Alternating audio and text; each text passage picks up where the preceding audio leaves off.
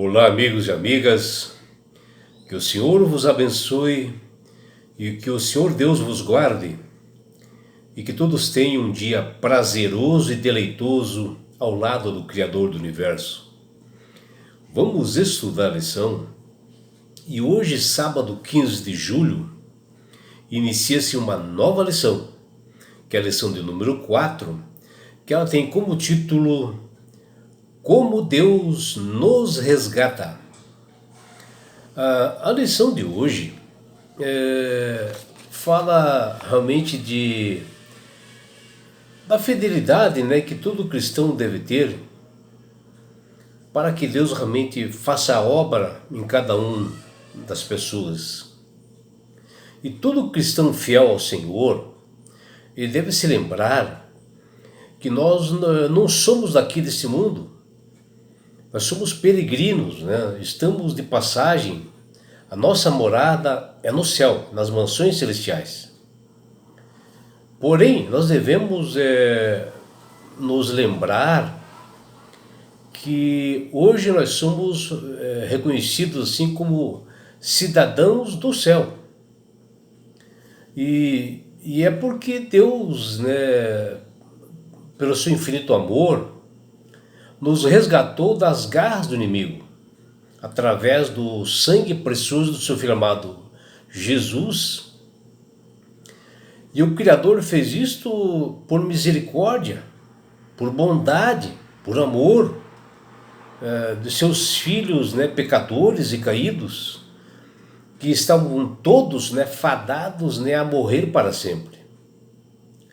E o verso para memorizar da lição dessa semana fala justamente sobre isto, e ali nos diz: mas Deus, sendo rico em misericórdia, por causa do grande amor com que nos amou, e estando nós mortos em nossas transgressões, nos deu vida juntamente com Cristo.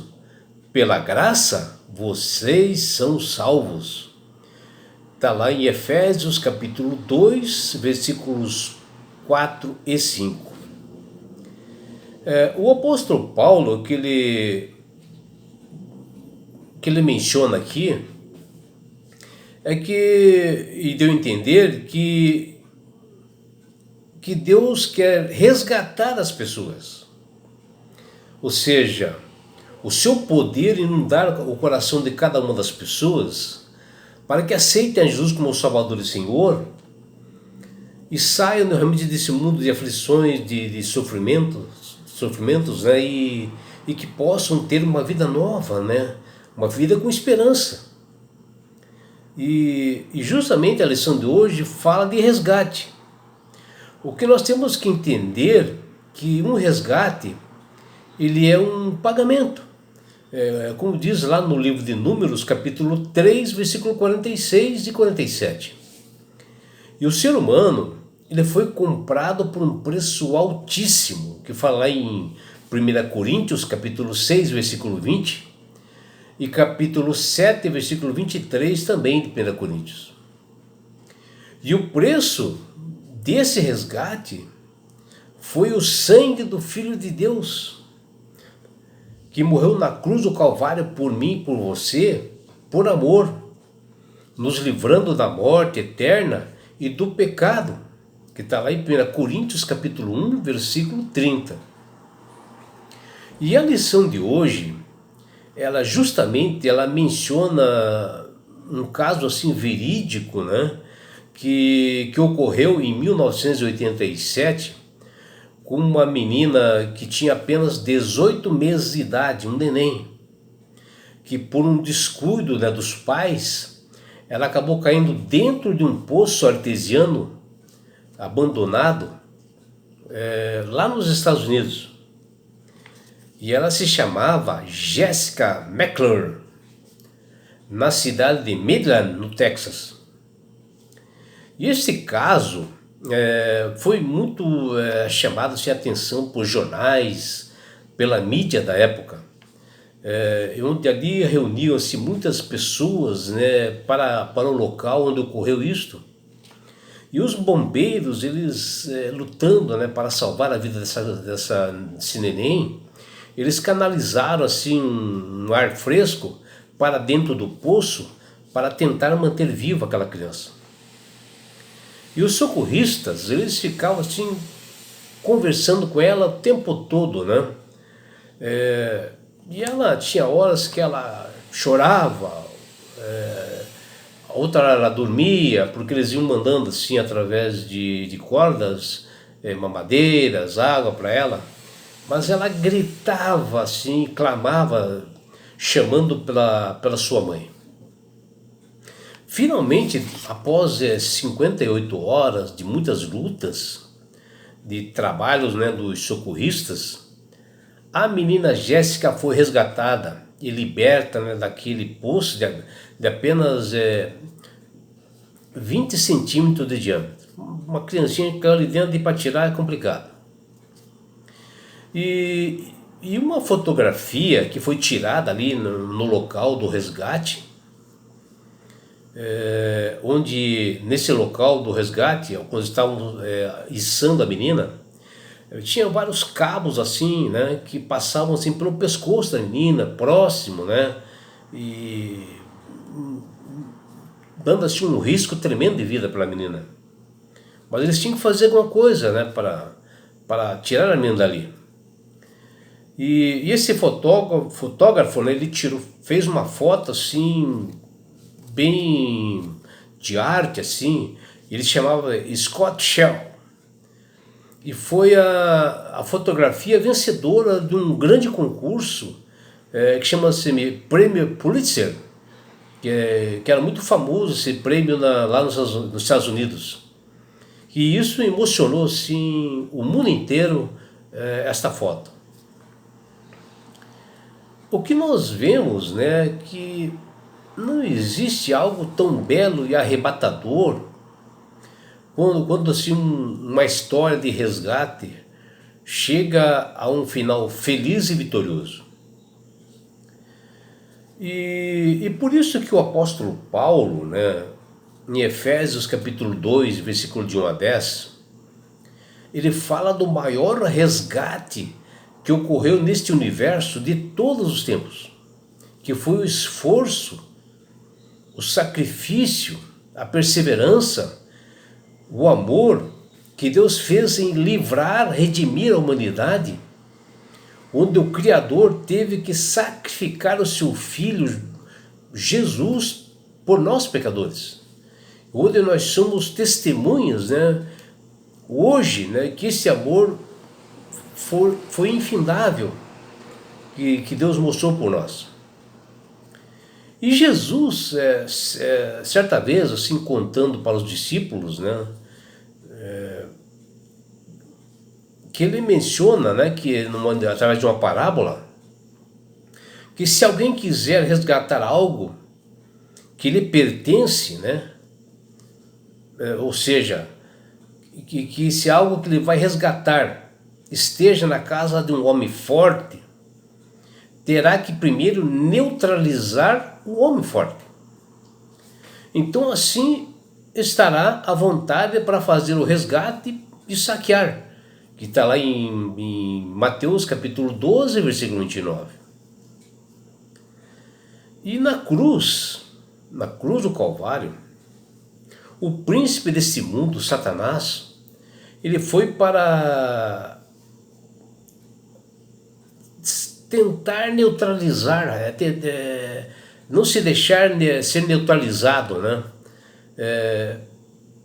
por Deus, que está lá em João 12:31, e isto custou a vida do nosso Salvador Jesus. E a derrota do sequestrador, né, o enganador, o mentiroso, ela foi flagrosa, né, que está lá em Apocalipse 12:7, porque ali Jesus venceu a morte, né, onde ele nos salvou. E havia chegado a hora de invadir o reino desse sequestrador, Satanás, e do resgatador levar os seus filhos para as mansões celestiais.